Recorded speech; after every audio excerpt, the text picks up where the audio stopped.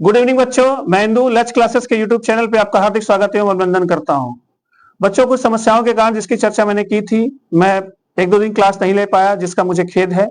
आज कुछ समस्याएं कम हैं, इसी वजह से मैं पुनः अपनी करंट बम की क्लास को लेकर के आपके सामने उपस्थित हुआ हूं।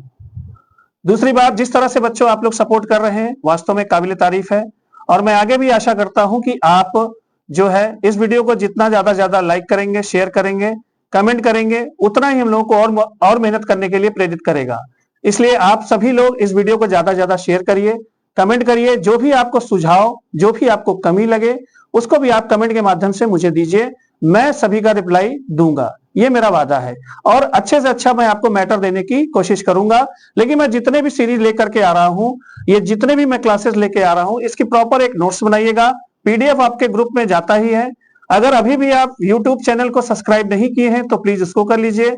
YouTube आपका जो टेलीग्राम चैनल है हम लोग का लच क्लासेस का, उसको नहीं ज्वाइन किए हैं तो उसको भी कर लीजिए। और सारा मैटर मैं रोज पीडीएफ में भेजूंगा, उसकी आप एक प्रॉपर नोट्स बना करके रखिएगा और अपने आने वाले एग्जाम में जो है उन क्वेश्चंस को चेक करिएगा। हर एक क्वेश्चन की आप एक्सप्लेनेशन को आप देखिएगा, उसमें कौन कौन से पॉइंट हैं, उन चीजों को भी आप देखने का प्रयास किया करिए। और जो भी दिक्कत लगे उसको प्लीज आप मुझे कमेंट के माध्यम से भेजा करिए, मैं उन सारी चीजों को दूर करने का प्रयास करूंगा। तो सबसे पहले आज हम बढ़ते हैं आगे। तो सबसे पहले मैं जब भी करंट की क्लास को लेकर के आऊंगा, एक अच्छा सा विचार लेकर के आऊंगा। और जो आज का सुविचार है वो ये कह रहा है कि अपने लक्ष्यों को प्राप्त करने के लिए आपको अपने डर और संदेह से ऊपर उठना होगा। जैसे हम लोग की संस्था का नाम लक्ष्य क्लासेस है, हम लोग का भी एक लक्ष्य है। और इस लक्ष्य को प्राप्त करने के लिए आप लोग देख ही रहे हैं कि हम लोग दिन रात मेहनत कर रहे हैं। तो उसी तरह आपके भी जीवन का जो भी गोल है, जो भी लक्ष्य है, उसको अगर आपको अचीव करना है तो सबसे पहले जिस चीज को छोड़ना होगा वो चीज बेटा क्या है? डर है। क्योंकि कई बच्चे किसी भी काम को करने से पहले, कई किसी काम को करने से पहले डरते हैं कि हाँ ये होगा, ये होगा। इस चीज को आप खत्म करिए। दूसरी चीज, संदेह, डाउट, अपने ऊपर जो है डाउट करना, ये आपकी जो एक बहुत बड़ी प्रॉब्लम है, इसको भी आप दूर करिए। यदि इन दोनों चीजों को, डर और संदेह को अगर आप दूर कर ले गए तो आप आधे से ज्यादा अपने जीवन की लड़ाई को जीत सकते हैं। और यही काम हम लोग भी करने के प्रयास में हैं, आप लोग को सब पता है। आप लोग बस अप्रिशिएट करिए, कमियों की ओर इंडिकेट करिए और ज्यादा हमारे वीडियो को शेयर करिए। ठीक, अभी सबसे पहले हम आज के पहले प्रश्न की ओर आगे बढ़ते हैं। आज का पहला प्रश्न 100% हर तीसरे एग्जाम में आने वाला प्रश्न है। 100% वो हर तीसरे एग्जाम में आएगा, दूसरे तीसरे एग्जाम में आएगा। और वो क्वेश्चन क्या कह रहा है? क्वेश्चन नंबर 1 कह रहा है कि हाल ही में जारी मानव विकास सूचकांक ह्यूमन डेवलपमेंट इंडेक्स HDI में भारत की स्थिति क्या है? ठीक, ये एक महत्वपूर्ण इंडेक्स है और ये इंडेक्स मानव विकास को सूचित करता है। और इसमें 4 ऑप्शन हैं। मैंने आपसे पहले भी कहा था कि आप अपने जो भी ऑप्शन हैं, जिस ऑप्शन को आपको सटीक लगे उस ऑप्शन को चैट बॉक्स के माध्यम से आप तुरंत भेजा करिए। मैं थोड़ा सा वेट करके आंसर दिया करूंगा, पहले एक्सप्लेन करूंगा, फिर आंसर देने का प्रयास करूंगा। तो आप खटाखट इसको आंसर को चैट बॉक्स में भेज दीजिए। तो इस वर्ष जो मानव विकास सूचकांक रिपोर्ट आई है, उस रिपोर्ट में भारत की कंडीशन क्या है? इसमें 4 ऑप्शन है, 133, 131, 130, 129। सबसे पहली बात, ये मानव विकास सूचकांक क्या है? तो बच्चों, जैसे मैं हमेशा कहता हूं कि शब्दों में ही उसका अर्थ छिपा होता है। ऐसा सूचकांक जो किसको इंडिकेट करे? मानव के विकास को। ऐसा सूचकांक जो किसको इंडिकेट करे, किसको प्रदर्शित करे, उसे मानव विकास सूचकांक कहते हैं। और इस विकास में कई सारे आधार हैं, इस सूचकांक के कई आधार हैं, लेकिन जो महत्वपूर्ण आधार हैं वो 3 हैं: शिक्षा, स्वास्थ्य और रोजगार। ये 3 महत्वपूर्ण आधार हैं जो किसी भी देश के ह्यूमन डेवलप इंडेक्स में रैंक को तय करते हैं। बहुत सारे आधार हैं, मैं माना नहीं कर रहा, लेकिन ये 3 मजबूत आधार हैं जिससे किसी भी देश को मानव विकास सूचकांक में एक पोजीशन दी जाती है। तो भारत की जो वर्तमान में मानव विकास सूचकांक जो रिपोर्ट आई है उसमें पोजीशन है 130। तो राइट आंसर क्या होगा? सी होगा। लास्ट ईयर जो आई थी जो इंडेक्स में, उसकी पोजीशन थी, भारत की पोजीशन थी कितना? 133 पोजीशन थी जो लास्ट ईयर जो HDI आया था। ठीक, इससे संबंधित कुछ बातों को मैं डिस्कस करना चाहूंगा। जैसे मानव विकास सूचकांक को जारी करने वाली संस्था कौन है? वो है यूएनडीपी। यूएनडीपी संयुक्त राष्ट्र संघ की एक एजेंसी है जो इस रिपोर्ट को, इसका फुल फॉर्म है यूनाइटेड नेशन डेवलपमेंट प्रोग्राम,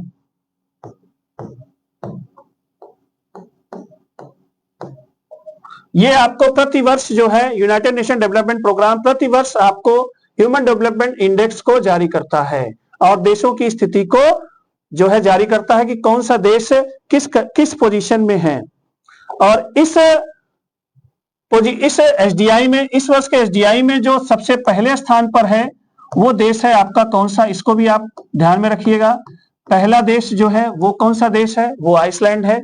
और सबसे अंत में, मतलब टोटल ये देशों की सूची जो है बेटा वो 193 देशों की सूची है, इसको ध्यान रखिएगा। जो पहला जो पोजीशन है वो आइसलैंड की है और जो सबसे अंतिम स्थान पर है अफ्रीकी कंट्री है कौन सी? दक्षिणी सूडान। ठीक, तो राइट आंसर इस क्वेश्चन का था आपका भारत का जो पोजीशन है वो है 130। ये मैं दावे के साथ कहता हूं कि ये इस माह का जो है सबसे इंपॉर्टेंट क्वेश्चन है, इस चीज को ध्यान रखिएगा। ठीक, अगले क्वेश्चन की ओर आगे बढ़ते हैं। अगला क्वेश्चन क्या कहता है? अगला क्वेश्चन ये कहता है कि हाल ही में किसे नया पोप चुना गया है? हाल ही में किसे नया पोप चुना गया है? 4 ऑप्शन है इसमें। रॉबर्ट प्रेवोस्ट है, मार्टिन जैस है, रॉबर्ट वाच है, नाथन ब्रुक है। आप खटाखट आंसर भेजते रहिए चैट बॉक्स के माध्यम से, खटाखट आंसर को भेजते रहिए, तब तक हम पोप के बारे में आपको बताते हैं। ये जो पोप है एक पद है, ये पद है और ये पद ईसाई धर्म का सर्वोच्च पद माना जाता है। ईसाई धर्म का सर्वोच्च पद माना जाता है, सर्वोच्च पद माना जाता है। ठीक, और क्या है इनकी विशेषताएं इस पद की?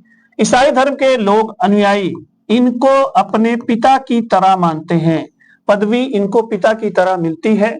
और इसके साथ ही विश्व की जो सबसे छोटी कंट्री है वेटिकन सिटी, उसके ये प्रमुख भी होते हैं।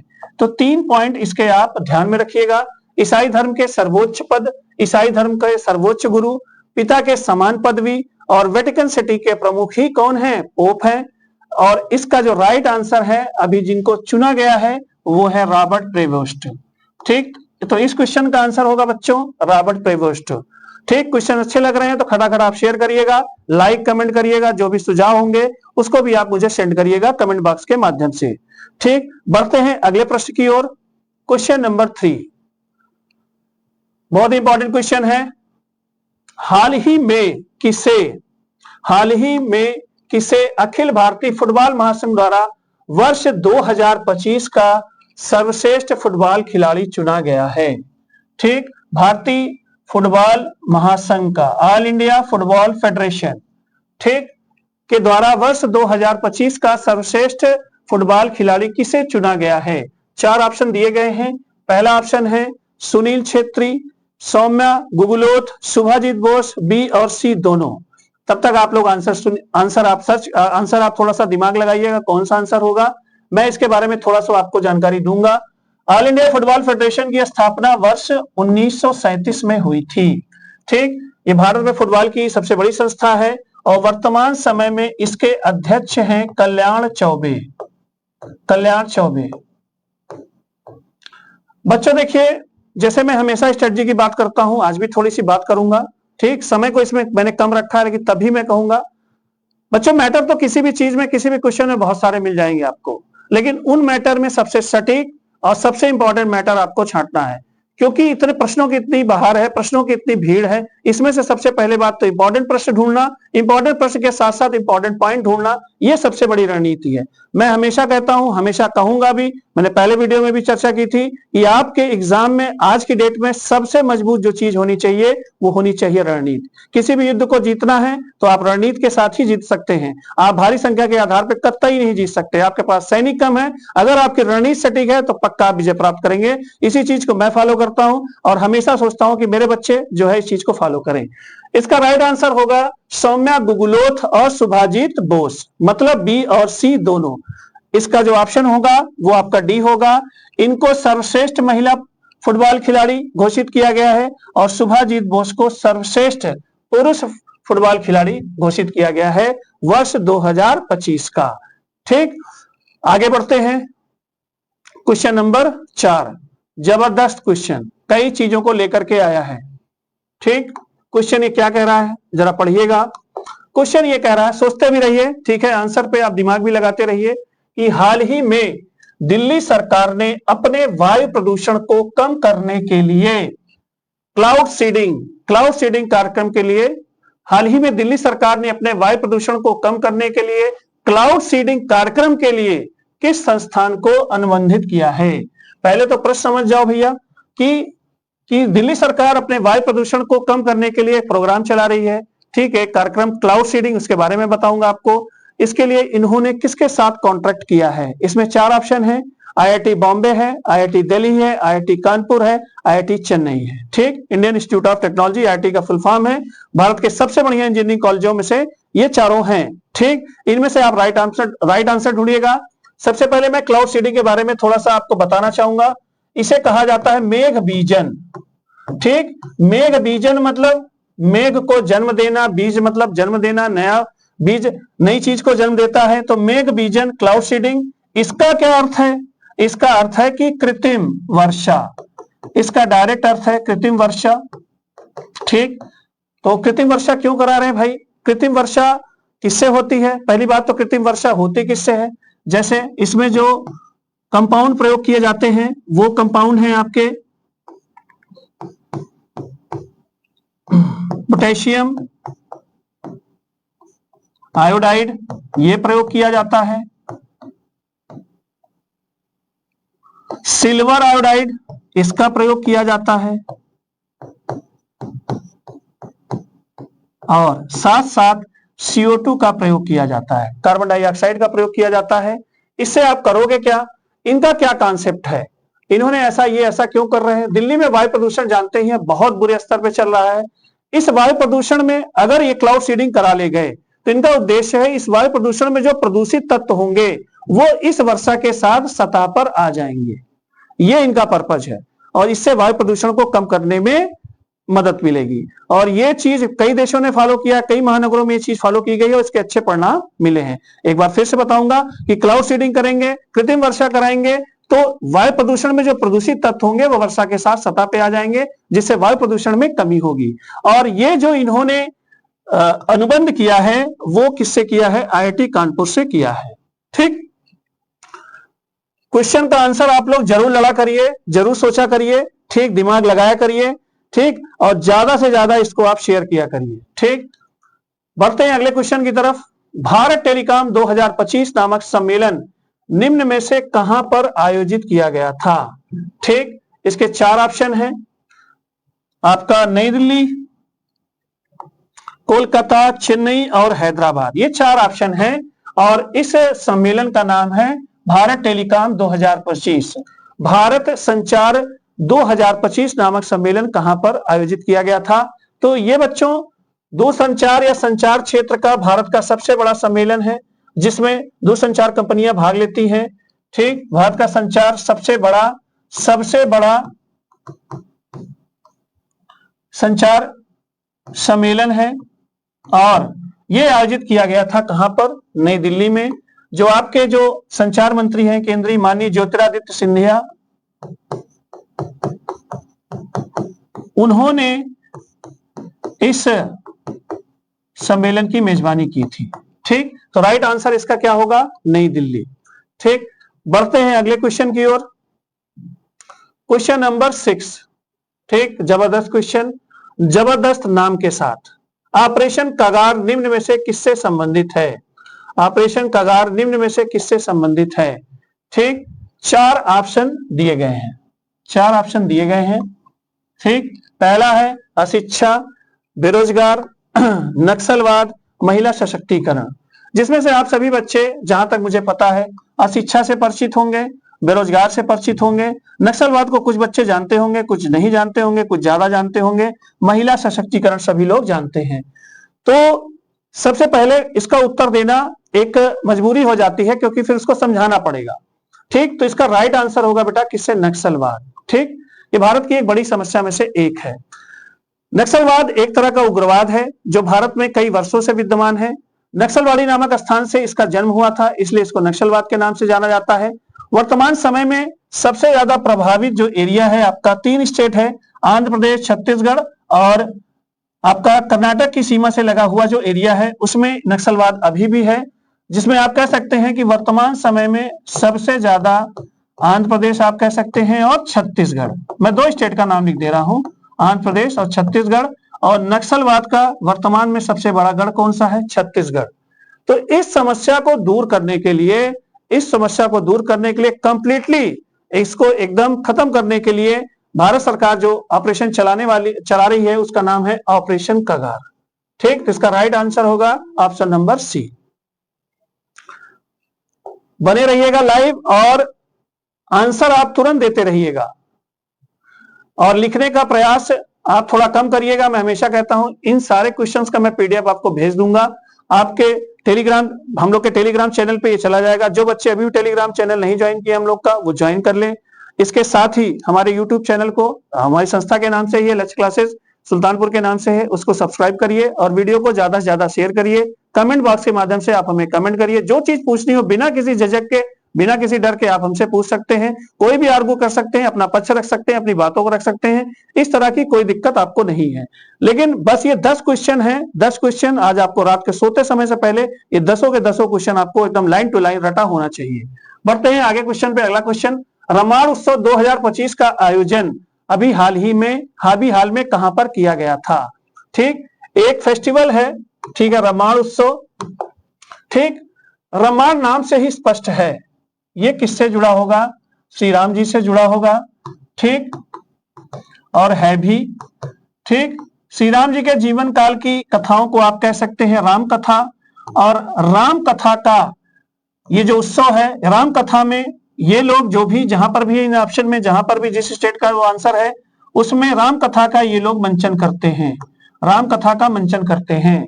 और श्री राम जी के जीवन पर जो घटनाएं हैं उस पर जो है नृत्य, संगीत, मुखौटों के माध्यम से ये एक फेस्टिवल मनाते हैं। और इसका जो राइट आंसर होगा वो आंसर है आपका उत्तराखंड।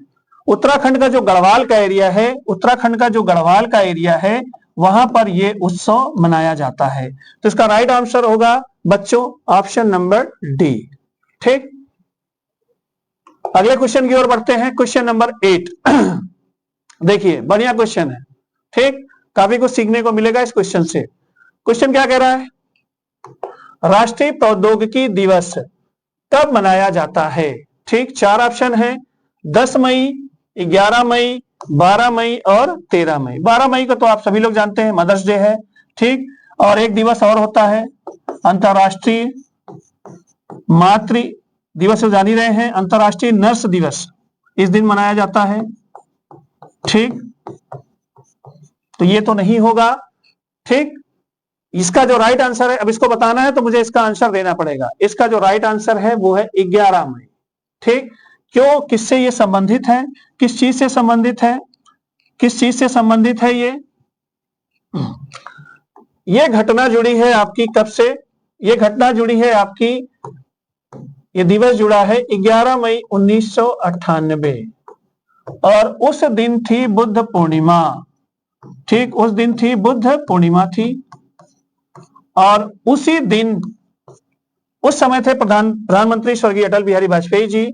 इन्होंने राजस्थान के पोखरण में परमाणु बम का विस्फोट किया था, परमाणु बम का परीक्षण किया था, परमाणु बम परीक्षण किया था।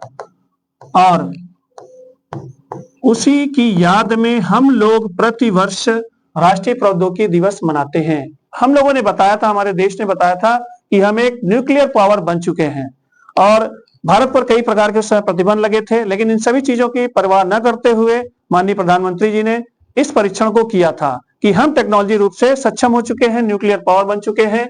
और इसी कारण इस दिवस को मनाया जाता है प्रत्येक वर्ष 11 मई को। बढ़ते हैं अगले क्वेश्चन की तरफ, क्वेश्चन नंबर 9।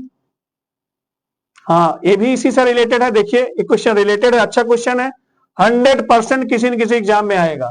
ठीक, देखिए मैं सिर्फ 10 ही क्वेश्चन लेकर के आता हूं, मैं सिर्फ 10 ही क्वेश्चन लेकर के आता हूं, एकदम छठे हुए क्वेश्चन लेकर के आता हूं। जो बच्चे पढ़ रहे होंगे, जो इस करंट से टच में होंगे, उनको पता होगा ये क्वेश्चन कैसे हैं, इन क्वेश्चंस की वैल्यू क्या है। उनमें से मैं 10 क्वेश्चन लेकर के आता हूं, और इन 10 क्वेश्चन को अगर आपको लर्न हो गया, अच्छे से लर्न हो गया, तो एग्जाम में इसके पक्का फंसने की गारंटी है मेरी तरफ से। बस आप अपने सुझाव शेयरिंग करते रहिएगा, कमेंट बॉक्स के माध्यम से हमें कमेंट करते रहिएगा। अगला प्रश्न जो है वो है, उत्तर प्रदेश के किस स्थान से 11 मई 2025 से ब्रह्मोस मिसाइलों का उत्पादन प्रारंभ किया गया है। मतलब कौन सी मिसाइल? ब्रह्मोस मिसाइल। इस पर हम चर्चा करेंगे। ऑप्शन है आपके कानपुर, नोएडा, गोरखपुर और लखनऊ। ऑप्शन कानपुर, नोएडा, गोरखपुर, लखनऊ। तो सबसे पहले ब्रह्मोस मिसाइल के बारे में हम आपको थोड़ा सा बताने का प्रयास करेंगे। ये भारत और रूस के सहयोग से बनाई जाने वाली मिसाइल है। ठीक, और इसकी मारक क्षमता लगभग 300 से 400 किलोमीटर है, और इसकी सबसे बड़ी विशेषता है फायर एंड फॉरगेट। ठीक, दागो और भूल जाओ। ठीक, मतलब इस मिसाइल को दागने के बाद इसको जो है गाइड करने की कोई आवश्यकता नहीं है, ये स्वतः ही लक्ष्य पे जाएगी। इस मिसाइल की सबसे बड़ी विशेषता है। और इस प्लांट को शुरू किया गया है आपके कहां पे? लखनऊ से। 11 मई से इसका उत्पादन प्रारंभ हो गया है, और ये आपका एक उत्तर प्रदेश के लिए बहुत अच्छी न्यूज है कि हम इतनी बड़ी मिसाइल का उत्पादन करने जा रहे हैं, वो भी राजधानी से। ठीक, आज का अंतिम प्रश्न बहुत ही इंपॉर्टेंट है। ठीक, समझने योग्य है। ठीक, अभी हाल ही में भारत सरकार ने कृषि के किस प्रारूप में रोगाणुरोधी दवा एंटी माइक्रोबियल्स के उपयोग पर प्रतिबंध लगाया? इस क्वेश्चन को थोड़ा सा आप लोग सोच लीजिए। ठीक, अभी हाल ही में भारत सरकार ने कृषि के किस प्रारूप में रोगाणुरोधी दवाओं एंटी माइक्रोबियल्स के उपयोग पर प्रतिबंध लगाया है? पहला ऑप्शन है एक्वाकल्चर, दूसरा ऑप्शन है एपीकल्चर, सेरिकल्चर, और अगला ऑप्शन है आपका पिसीकल्चर। ठीक, जैसे बच्चों पिसीकल्चर को आप जानते हैं, ठीक है, मछली पालन से रिलेटेड है, मछली पालन से रिलेटेड है। ठीक, सेरिकल्चर है रेशम कीट पालन से रिलेटेड है। ठीक, एपीकल्चर है आपका मधुमक्खी पालन से रिलेटेड है, मधुमक्खी पालन से रिलेटेड है। ठीक, ये कुछ बच्चों को समझ में नहीं आ रहा है। ठीक, खटाक से मेरे द्वारा बताई गई स्ट्रेटजी पे आप हमेशा ध्यान दीजिएगा। सबसे पहले हमको जाना है, चाहे हिंदी का वर्ड हो चाहे इंग्लिश को, उसके शब्द पे। ठीक, एक्वाकल्चर से हमें ये तो समझ में आ जा रहा है कि ये मामला किससे जुड़ा है? पानी से। ठीक, तो इसका जो चारों का मैं एक्वाकल्चर आप मान सकते हैं कि पानी से संबंधित कृषि, पानी में जैसे पानी में मछली भी पालते हैं, पानी में सिंघाड़े की भी खेती होती है, तो इसमें वनस्पति और जंतु दोनों शामिल होते हैं एक्वाकल्चर में। ठीक, इसका आंसर देने से पहले मैं एंटीमाइक्रोबियल्स को भी थोड़ा सा डिफाइन करना चाहूंगा। ठीक, ये क्या है? एंटीमाइक्रोबियल्स क्या है? तो ये है कि जैसे हम लोग बीमार होते हैं तो एंटीबायोटिक का यूज करते हैं, इसी प्रकार हम अपने खेती में या अपने जो भी इन सारे फॉर्मेट हैं, इनमें हम जो है एंटीबायोटिक दवाओं का प्रयोग करते हैं, जिससे हमारा AMR, ये एक पैमाना है जिसे कहते हैं एंटी माइक्रोबियल्स रेजिस्टेंस। ठीक, ये आपका जो AMR है, ठीक, एक प्रतिरोधक क्षमता को इंडिकेट करता है। तो अगर हम एंटीबायोटिक दवाओं का प्रयोग करेंगे, एंटीबायोटिक का ज्यादा यूज करेंगे, तो हमारे शरीर पर इसका विपरीत असर जाता है, शरीर पर विपरीत असर जाता है। और इस दवा को, इस प्रकार की दवा को रोकने के लिए सरकार ने अभी डिसीजन लिया है कि हम इसका प्रयोग एक्वाकल्चर में समाप्त करने जा रहे हैं। ठीक, इससे होगा क्या? क्यों ऐसा इन्होंने किया? मछली पालन में आप कह सकते हैं, झींगा मछली के पालन में, या जो आपके जलीय कृषि है उसमें हम ज्यादा से ज्यादा जो है अपनी पैदावार को बढ़ाने के लिए एंटीबायोटिक दवाओं का यूज कर रहे थे। और उस यूज के बढ़ने से उन जीवों में भी उसका एंटीबायोटिक दवाओं का प्रभाव जा रहा था और उनसे डायरेक्ट रूप से प्रभावित हो रहे थे हम लोग। इसलिए भारत सरकार ने एंटी माइक्रोबियल्स के उपयोग पर क्या एक्वाकल्चर में, इसका राइट आंसर होगा एक्वाकल्चर में, इस पर पूरी तरह से प्रतिबंध लगा दिया है। ठीक, तो बच्चों ये आज के 10 प्रश्न थे और ये 10 क्वेश्चन आपको कैसे लगे इसको आप जरूर बताइएगा। लाइक, कमेंट और शेयर करिएगा। जो भी आपको पूछना होगा, जो भी चीजों को आपको समझना होगा, आप कमेंट बॉक्स के माध्यम से हमारे जो है आप मैसेज कर सकते हो। ज्यादा से ज्यादा इस वीडियो को शेयर करिएगा। जिस तरह से अभी सपोर्ट किया आप लोगों ने, उससे भी ज्यादा आप लोग सपोर्ट हमें करिएगा। आज के लिए इतना ही। मैं पुनः उपस्थित होऊंगा 10 बजे के 10 प्रश्न के साथ, करंट बम के साथ। आज के लिए इतना ही। थैंक्स।